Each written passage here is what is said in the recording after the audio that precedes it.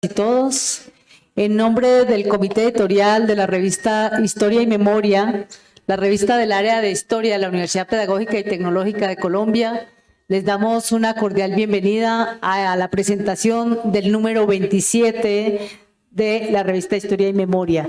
Mientras se conecta la doctora Enriqueta, quien está en el Instituto Mora, una de las coordinadoras de este dossier, me voy a permitir hacer lectura de su hoja de vida, no sin antes agradecer a los lectores, autores, investigadores que han puesto o han permitido que la revista se siga posicionando y que siga siendo un Q2 en Scopus, pero no solamente eso, sino que siga manteniendo la calidad académica que la ha caracterizado desde sus inicios, cuando con Antonio de Pedro y Javier Guerrero nos propusimos este proyecto académico que ha sido de gran relevancia para la historia de la universidad y para generar una propuesta académica. Este número 27 está dedicado a la historia de los alimentos, fue coordinado por las doctoras Diana Bonet, Enriqueta Quirós y Blanca Acuña. No obstante, pues bueno, Blanquita se ha excusado por el sinnúmero de actividades que tiene en la coordinación del evento y demás. Así que nos acompaña hoy la doctora Diana Bonet, quien es historiadora, investigadora y docente universitaria, interesada en los procesos de desarrollo de la actividad académica y de la investigación, especialista en historia colonial y en historia de América Latina, actualmente editora de la revista Fronteras de la Historia del Instituto Colombiano de Antropología e Historia. Entre sus últimas publicaciones encontramos Robinson Salazar Carreño, Familia de esclavos en la villa de San Gil, publicado en el Anuario de Historia Social y de la Cultura. En el panel, ¿qué tan pertinentes son hoy los estudios de historia regional? Un conversatorio publicado en la revista Historia y Memoria número 26. Morir de amor, violencia conyugal en la Nueva Granada, siglo XVI al XIX, en Fronteras de la Historia. La doctora Enriqueta Quirós es doctora en Historia, profesora investigadora del Instituto de Investigaciones Históricas, doctor José María Luis Mora, miembro del Sistema Nacional de Investigadores, centra su investigación en la historia de la alimentación, la demanda, los abastos y los precios en el periodo novohispano. Entre sus últimas publicaciones encontramos Salud y Alimentos, un enfoque diacrónico desde el siglo XVIII novohispano.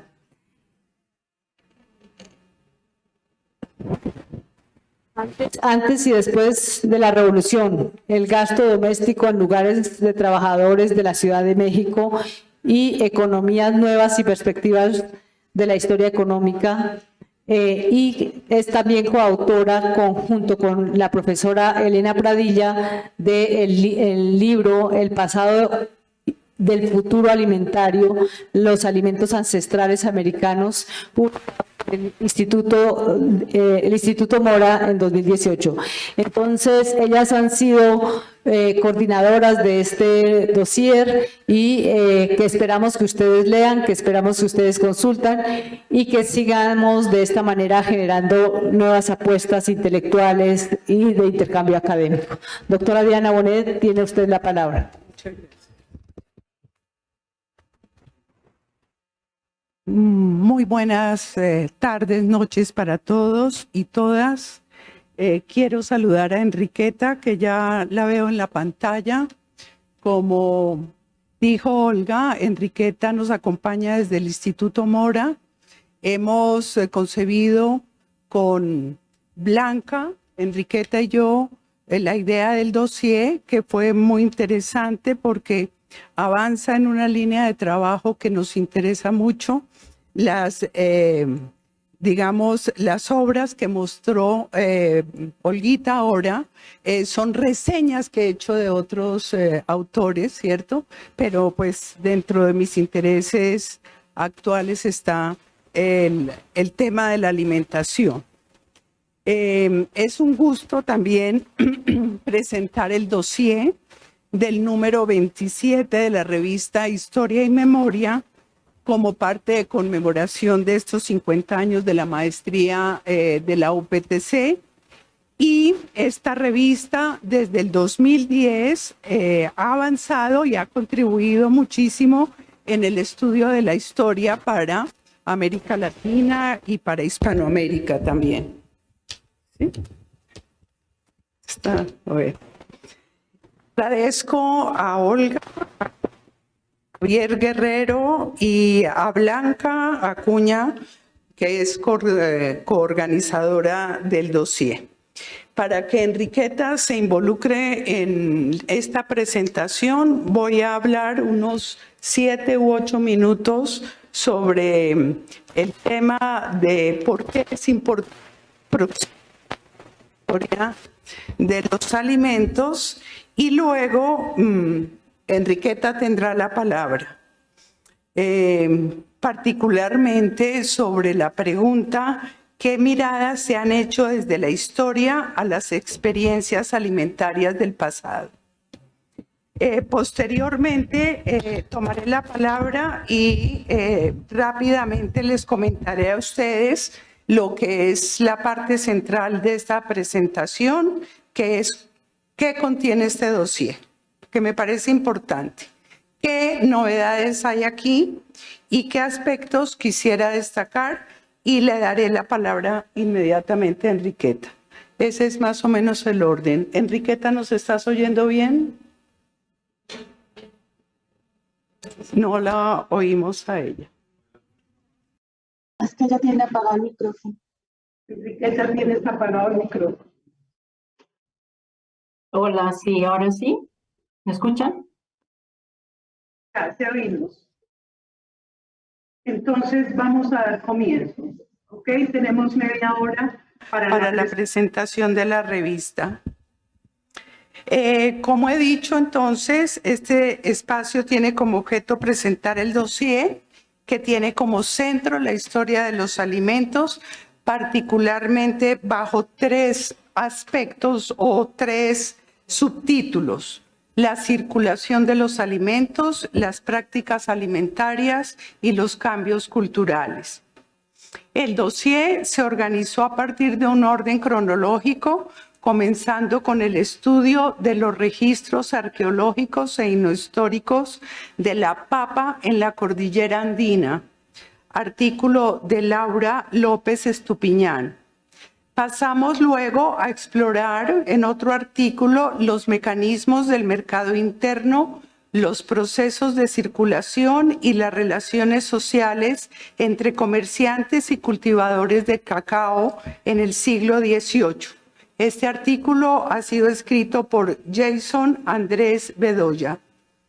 En una mirada del siglo XIX, Luis Fernando Sierra nos lleva a observar a través de la literatura los cambios en la cocina antioqueña a través de la obra de Tomás Carrasquilla. Los siguientes artículos versan sobre la importancia de los alimentos en el siglo XX. Angélica Vázquez Zárate transita por las penurias y el hambre en las estepas de Ucrania con posterioridad a la Segunda Guerra Mundial, mientras Luis Osmar Pedrosa nos habla del cultivo y del consumo del maíz en México contemporáneo. Y Encarnación Barraquero sobre el hambre en la posguerra española. El dossier se cierra con una reflexión de larga duración acerca de la comida callejera en Bahía. Es un artículo producido por Greisen Araujo Queiroz y Sonia de Sousa Mendoza Méndez. El tema de la alimentación nos lleva a comenzar con una reflexión sobre el presente. De un lado, quiero asociar las prácticas alimentarias actuales con algunas formas culturales de la vida contemporánea. Además, quiero ligar esta reflexión con los 3 aspectos centrales de la revista: circulación, prácticas alimentarias y cambios culturales. La intención es responder a la pregunta ¿por qué hoy es importante una aproximación a la historia de los alimentos? Y para ello me gustaría comenzar aludiendo a una película reciente que tiene como centro el problema de la obesidad en el mundo contemporáneo. La ballena, como se llama el film, muestra las serias dificultades de interacción social que sufre un profesor en una sociedad que se puede calificar de gordofóbica. El film se encarga de mostrar, además de las distintas razones de orden emocional por las que termina siendo obeso este profesor, el posicionamiento de los malos hábitos alimenticios en las sociedades contemporáneas y las limitaciones físicas de una persona obesa. La alternativa en la película es comer, y esto ahonda el problema de la persona que es el centro de la película. Es así como las sociedades contemporáneas reaccionan contra la obesidad, pero a su vez estimulan permanentemente el indiscriminado consumo alimenticio. El mundo de la alimentación y de la comida están en el centro de los intereses de las sociedades actuales. Existe un gran interés alrededor de la gastronomía, del consumo y de la industrialización de los alimentos, y el comer se ha convertido en un signo de estatus social para muchos. Permanentemente estamos estimulados por los medios de comunicación para aumentar nuestro consumo, y paradójicamente los patrones estéticos y los consejos médicos y nutricionales se encuentran en la vía contraria y nos invitan a conservar la delgadez. Más importante aún, el problema alimentario está muy relacionado con los cambios planetarios y el efecto invernadero que sufre el planeta. De esto se derivan las sequías, los cambios del clima, el exceso de las lluvias y el aumento de los huracanes. Todos estos fenómenos han producido desastres y desfases agrícolas que amenazan la estabilidad planetaria. Históricamente, los alimentos han tenido un lugar importante en el proceso de desarrollo e intercambio de los pueblos. Como se observa en la presentación del dossier, los viejos y los nuevos alimentos se transforman en objeto de deseo. La globalización alimentaria se hace patente durante los procesos de intercambio del mundo moderno. Las revoluciones atlánticas y las historias conectadas en las que se inscribe la historiografía de las últimas décadas son formas historiográficas propicias para estudiar la circulación de los alimentos, los cambios culturales y los nuevos consumos y prácticas que involucran la comida. También la historia puede develar el arraigo en el consumo de ciertos productos ancestrales. Continuando con algunas ideas que pueden encontrar en la presentación del dossier de la revista 27, en el mundo moderno, los alimentos se han transformado en una mercancía y en el siglo XX se ha llegado a convertir la alimentación en un negocio.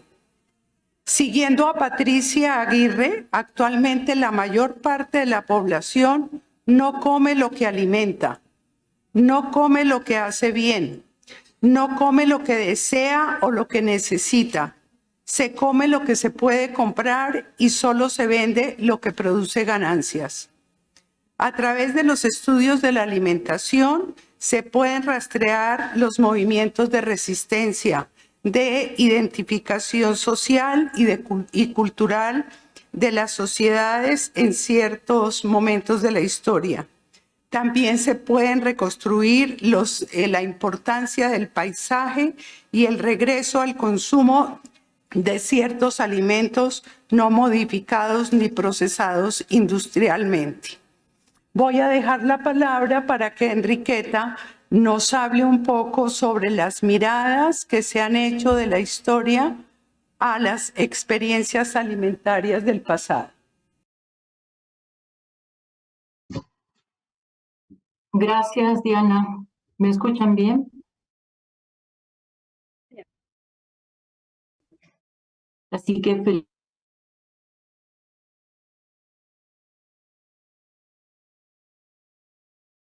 como coordinadora o co-coordinadora del número 27 de la revista Historia y Memoria, pues se me ha indicado que platique un poco de cómo surgen estas miradas o esta historiografía sobre la historia de la alimentación. No soy tan meticulosa como Diana, no tengo una presentación como tal, ¿sí? Sin embargo, lo que quiero, por sobre todo, es introducirlo, ¿cierto?, a lo que es esta historia de los alimentos, historia de la alimentación y todos estos cambios culturales que se han ido reflejando en la historiografía. Como señalamos en el dossier, lo primero que podemos pensar es que la historia de los alimentos surge desde lo que antiguamente se llamaba historia natural, que se dejó obviamente de practicar pues hace varios siglos. Sin embargo, hay que volver a mirar esta historia natural, redescubrirla, una historia natural que surge desde el siglo XVI y podríamos decir que se mantiene hasta el siglo XVIII y parte del siglo XIX, y que por supuesto fue producto de la experiencia de cronistas y de conquistadores que llegan a el Nuevo Mundo, por así llamarlo, desde el siglo XVI a nuestro continente. Entonces, podemos ver que en esos viajes, en esta presencia de cronistas, lo que se logra hacer es para los europeos mirar el mundo americano y todos sus alimentos nuevos para ellos y algunos que los mismos europeos consideraban no alimentos. Es importante, pues podemos señalar pues las visiones, ¿cierto?, de Gonzalo Fernández de Oviedo, Bernardino de Sahagún, Pedro Cieza de León, Gaspar de Carvajal, etcétera. O sea, el número es enorme. Y para aquellos interesados en redescubrir una historia propiamente de los alimentos y cómo pues se fueron redescubriendo, por así decir, estos productos, van a ser, es importante que, bueno, que los estudiantes, los investigadores retomen a estos cronistas. Lo mismo pasa con los viajeros y expedicionarios del siglo XVIII al XIX. Pues allá en Colombia tienen a Mutis, ¿cierto? Acá tenemos a Malaspina, entre muchos otros expedicionarios que se fueron generando particularmente desde la época ilustrada.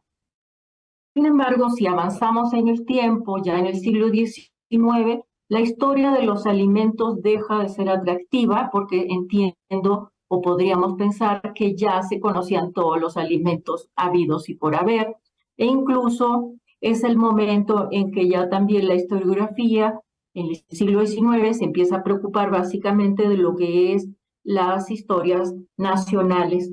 Y en ese sentido yo rescato para el siglo XIX todo el trabajo que hay sobre la reconstrucción de recetarios nacionales muy importantes y que se dieron también a lo largo de toda América Latina. O sea, podemos encontrar múltiples recetarios para este periodo. Incluso también en las novelas aparece este tipo de relatos y también de viajeros que llegaban desde el siglo XIX a estas nuevas tierras. Sin embargo, considero que en el siglo XIX la historia de los alimentos, por llamarlo así, decae profundamente, salvo por los ejemplos que les he dicho, y fue de alguna manera pues denostada o vista como parte de una cotidianidad sin sentido, sin mayor trascendencia, ¿sí? Como es, pues, sucedió en el siglo XIX en América Latina, ya preocupada sobre toda la historiografía por la historia política, ¿no? Evidentemente. Entonces eran otros momentos. Si avanzamos en el siglo XX, pues la mirada sobre la historia de los alimentos va a comenzar a repuntar, pero por diversas motivaciones. Sobre todo comienza a repuntar, obviamente ahora ya en Europa, ¿cierto? En una Europa antes de la guerra, de las guerras y después de las guerras, ya influida sobre todo por lo que es la revolución industrial allá, ¿cierto? Los cambios en una modernidad y una modernización importante que van influyendo en las costumbres de cómo la gente se alimentaba. Entonces, bueno, pudiéramos señalar brevemente, ¿cierto? Dentro de una escuela inglesa, sobre todo preocupada por el consumo de ciertos alimentos. Sin ir más lejos, ¿cierto? Tenemos el caso de Hobsbawm, ¿cierto? Que él empezó haciendo ese tipo de análisis. Posteriormente podemos mirar ya con la escuela de Annales, bueno, paralelamente diríamos escuela de Annales, que es fundamental para los estudios de la alimentación, de la comida y de la cocina, pero sobre todo por lo que tiene que ver con la creación de la nueva historia, la Nouvelle Histoire. Y desde ahí tenemos a varios representantes. El más destacado en América Latina, podríamos decir que es Jean-Louis Flandrin, ¿cierto? Que de la mano de Massimo Montanari, pues ellos lanzan lo que es una historia de la alimentación, pero ya, digamos, en la segunda mitad del siglo XX, o sea, ya muy avanzado, hacia las décadas incluso de los 80, ¿sí? Estas dos historias van a ser, estos dos historiadores, perdón, van a ser muy importantes, van a influir mucho en la historiografía e incluso en el número que tenemos de historia y memoria, son un referente importante para nuestros autores. Les digo, bueno, la Nouvelle Histoire pues genera todo un estudio sobre todo sobre la manera de alimentarse, la culinaria, la forma de desarrollar incluso los gustos, de alguna forma también influidos por lo que va a ser pues Pierre Bourdieu, o Bourdieu, que es básicamente sociólogo, pero también influye en la historiografía sobre la alimentación y los alimentos, ¿no? Quisiera mencionar también, hay un libro clásico importante que se llamó El hambre en la historia, también sale hacia los años 80, que tiene que ver mucho con lo que es el análisis, sobre todo interdisciplinario. Allí también colaboró Massimo Montanari, varios otros historiadores europeos, pero sobre todo también hay ahí demógrafos, estudiosos desde diferentes disciplinas de la gerontología, en fin. Es un libro muy interesante y lo menciono básicamente porque en el número 27 de esta revista, de nuestra revista, también hay una preocupación básica por el hambre, aunque estos europeos en los años 80 están más que nada preocupados sobre todo por lo que es la seguridad alimentaria, las epidemias, en fin, una serie de efectos que habría tenido la falta de alimentos entiendo yo que es una sociedad de posguerra, una sociedad preocupada por ese tipo de fenómenos, ¿no? El análisis que estoy haciendo es muy rápido porque realmente se dispone de muy poco tiempo, pero sería básicamente hacerles este recorrido desde el siglo XVI hasta el siglo XX, sobre todo que se desarrolla de manera importante la historia de la alimentación en Europa, ¿no? Entonces, quisiera indicarles, no sé si ya puedo platicar sobre los aportes de la revista. Me paso a continuación a eso. Enriqueta, si te parece, comento en un primer momento cuáles son las novedades que se encuentran y luego tú hablas sobre ellas o quieres continuar.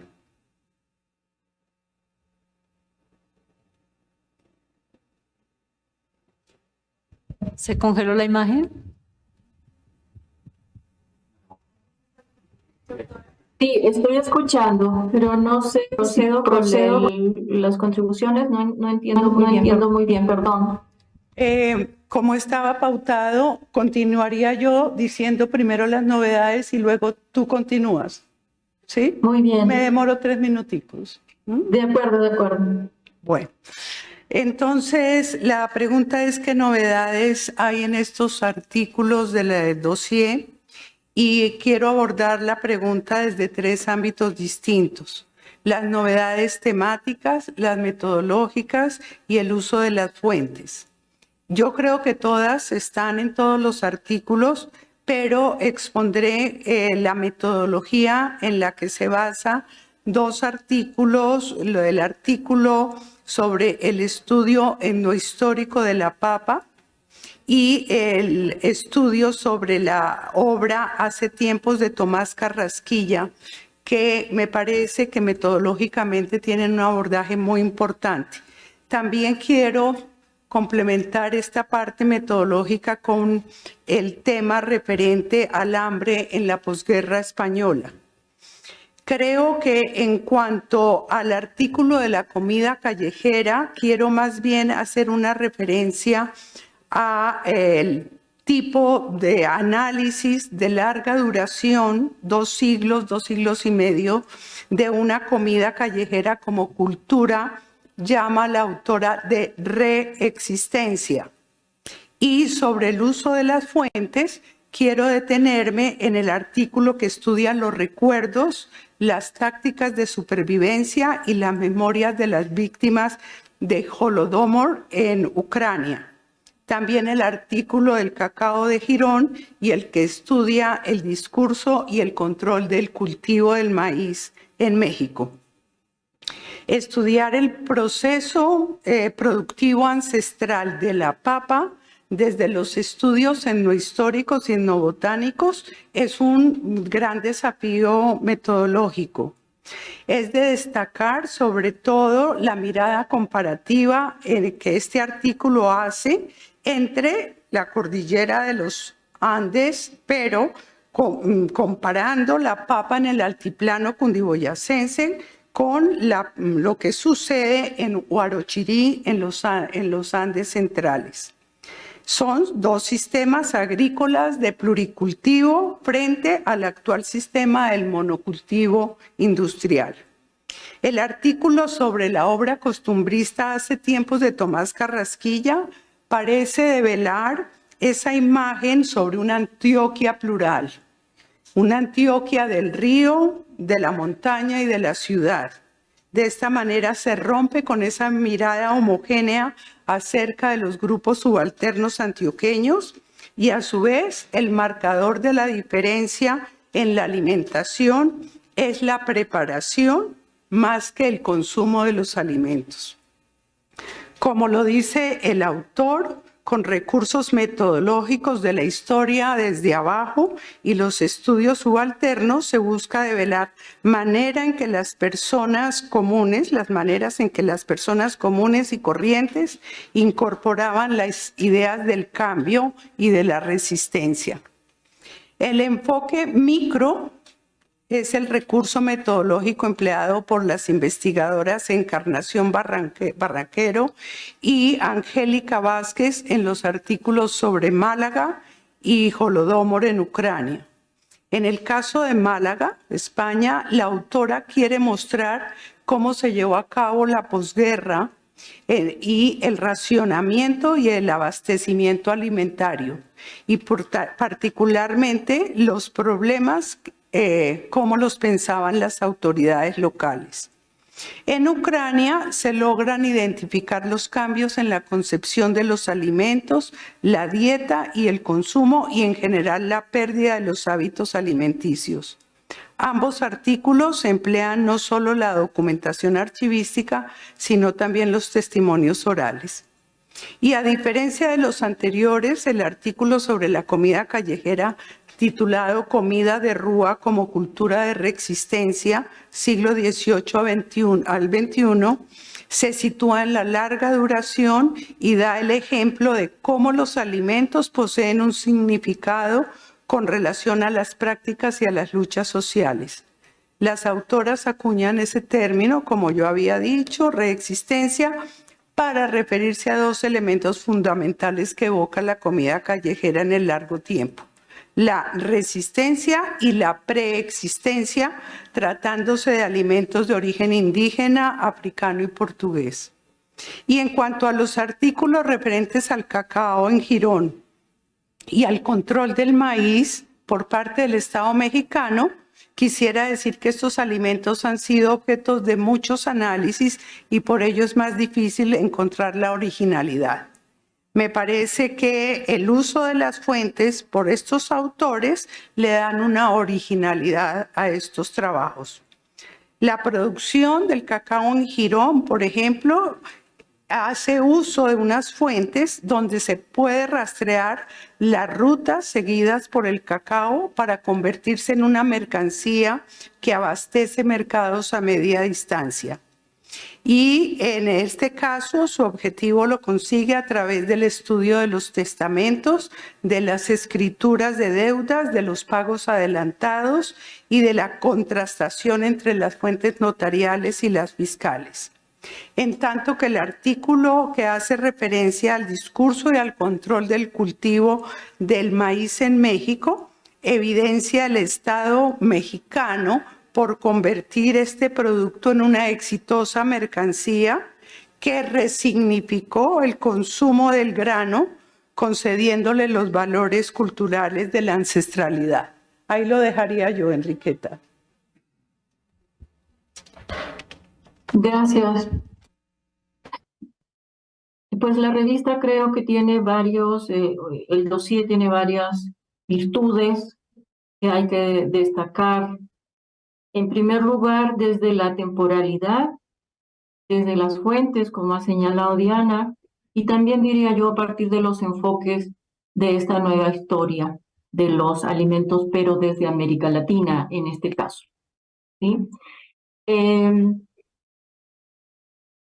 La temporalidad es muy importante, que se incluya un número que aborde una periodicidad tan amplia como va desde la época prehispánica, ¿sí? Que se enfoca básicamente el artículo sobre la papa en el mundo andino, y en el mundo andino desde las zonas de Colombia y zonas de Perú. Eso es muy atractivo, sin duda, es novedoso que se estén incorporando ese tipo de estudios, insisto, desde lo prehispánico en los estudios de la alimentación. Ahora voy a explicar por qué.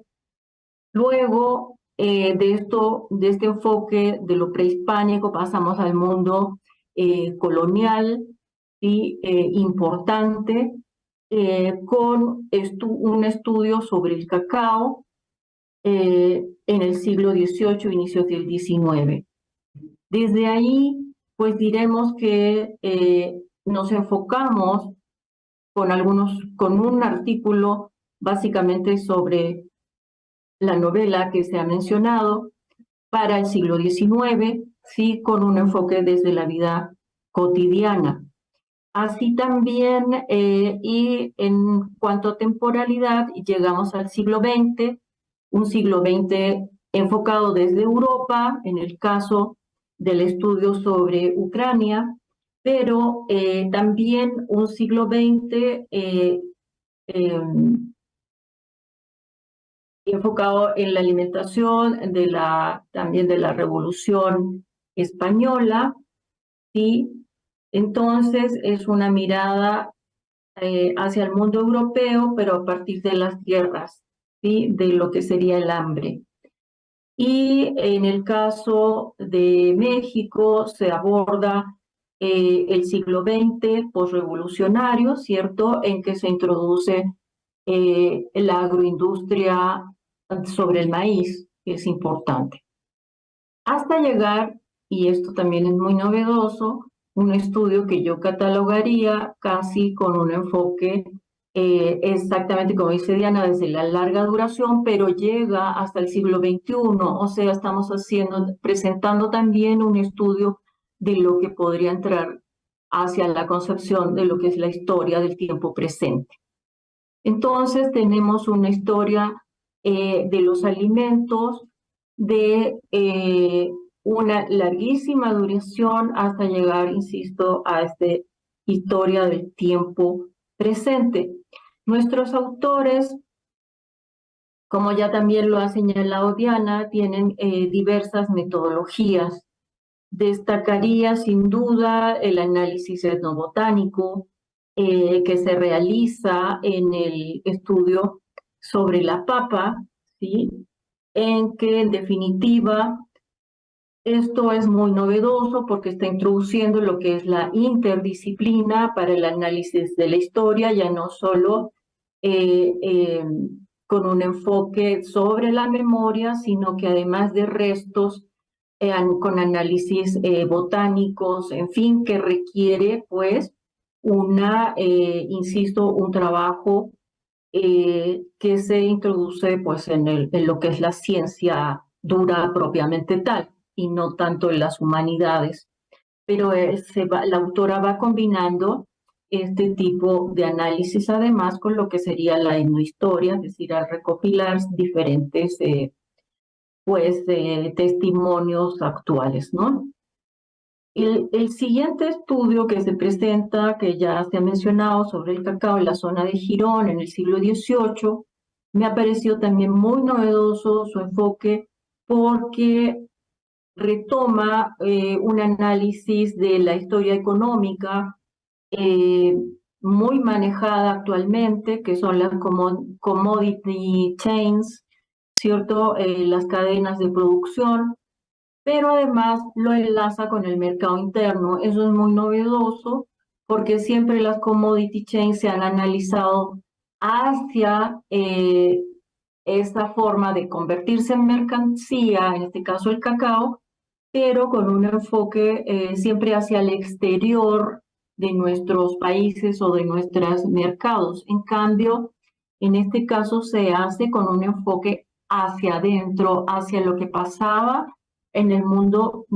neogranadino, ¿cierto? Con una interrelación de comerciantes, de agricultores, ¿cierto? En las zonas del Mompox, Antioquia, en fin, que me pareció muy relevante y al mismo tiempo un artículo, insisto, novedoso por este enfoque que se le está dando, ¿no? Es una combinación entre el viejo modelo, por decir, del mercado interno de Asadorian con las enfoque de las cadenas de producción.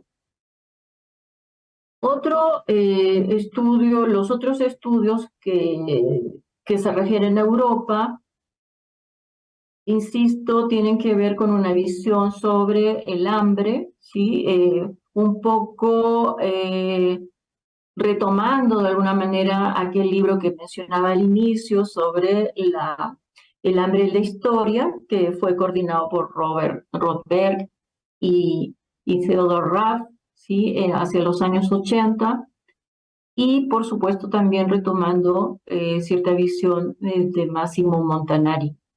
Este enfoque hacia el hambre es realmente importante porque creo que no se había vuelto a mirar es cierto, el impacto de las guerras, de las revoluciones sobre la falta de alimentos.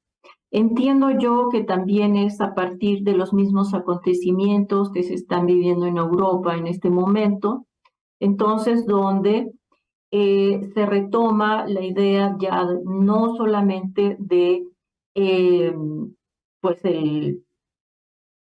no solamente es la sobrevivencia ante la guerra, en fin, sino que es una adaptación hacia diversos cambios alimentarios que ya no tienen que ver necesariamente con el gusto, sino que, bueno, con lo que realmente se podía conseguir, ¿no? Ante una escasez brutal, ¿cierto? Tanto en España como en la zona de Ucrania que se analiza en la revista. Entonces, es una historia de un mundo europeo convulso a partir de las guerras y con un impacto, sin duda, a la escasez de alimentos. El otro texto que también quiero hacer referencia es sobre el maíz, en que se realiza un estudio básicamente de la posrevolución, desde la posrevolución mexicana, ¿sí? Pero su enfoque básicamente es, diría yo, a partir de lo que son las políticas públicas que se desarrollan, ¿cierto? A partir hacia el fomento del cultivo del maíz después de un México que había pasado la Revolución Mexicana, ¿cierto? Entonces era fomentar el cultivo, particularmente del maíz, el aprovechamiento de las nuevas tierras a partir de la reforma agraria, en fin, y sobre todo el análisis, además de políticas públicas en cuanto a educar a la población de cómo se debía comer, ¿cierto? Y sobre también un análisis de la salubridad que se practicó en ese momento. Entonces tenemos aquí un estudio, insisto, desde la política pública que se desarrolla en el siglo XX en México posrevolucionario, ¿sí? Que también es muy original desde mi punto de vista. El artículo sobre y finalmente llegamos a el artículo que se refiere a lo que es la resistencia y, ¿qué diré?, continuidad de ciertas comidas que se observan básicamente en la calle, ¿cierto?, en el mundo, por llamarlo, de Brasil, ¿sí?, en que a mi juicio también es muy novedoso porque sobre todo lo que importa en este trabajo es esa visión desde la historia del tiempo presente, es decir, es ahora, pero es también es la memoria y es la que diré, la existencia o pervivencia, ¿cierto?, de ciertas costumbres alimentarias indígenas, africanas y por supuesto portuguesas. Entonces es rescatar ese mix, ¿cierto?, de comidas, pero que se están dando en la calle actualmente, sí, en ese mundo brasileño. Entonces yo considero que esta revista, este número, este dossier, tiene muchas contribuciones a lo que es a la historia de la alimentación, de los alimentos, y se conduce también hacia lo que es la historia del gusto, desde lo que es el hambre, ¿sí? O sea, qué pasa con el gusto cuando hay hambre en periodos de escasez, pero también a partir del gusto por la comida durante la vida cotidiana, sí, que es un trabajo muy importante que se desarrolló también a partir de la novela señalada en el siglo XIX. Es decir, en este número también hay una serie de rescate de fuentes originales, es decir, se puede hacer una historia de los alimentos con fuentes muy diversas, desde los testimonios escritos, cartas, diarios personales, que son los que se usaron para, y entrevistas, sobre todo para los trabajos sobre el hambre durante las guerras mencionadas, ¿cierto? El uso de novelas, el uso de testimonios orales, escritos, fuentes obviamente también tradicionales, manuscritos, y de archivos e impresos de gobierno en algunos casos. Es decir, las historias narradas en este número se basan en fuentes diversas para aquellos que también deseen meterse, introducirse a este mundo de la historia de la alimentación y a partir de qué documentos, no solo escritos, podemos abordar el tema. Ese sería pues mi intervención. Gracias, Enriqueta. Tenemos Que cortar porque tenemos que ir a otro evento. Te agradecemos mucho tu presentación del dossier. Nos estamos viendo y esperamos que tenga mucho éxito la revista. Muchas Pues gracias muchas a gracias todos. a ustedes. Gracias. Muchas gracias a todos Felicidades. por la asistencia. Pues muchísimas gracias. Es solo un abrebocas del contenido de la revista. Invitados e invitadas a leerla. Invitados e invitadas a la exposición fotográfica que está en el edificio administrativo, en el primer piso. Y los egresados al encuentro a las 6 de la tarde en el salón del doctorado en historia. Entonces, muchísimas gracias a todos y todas y a consultar la revista Historia y Memoria. Feliz tarde.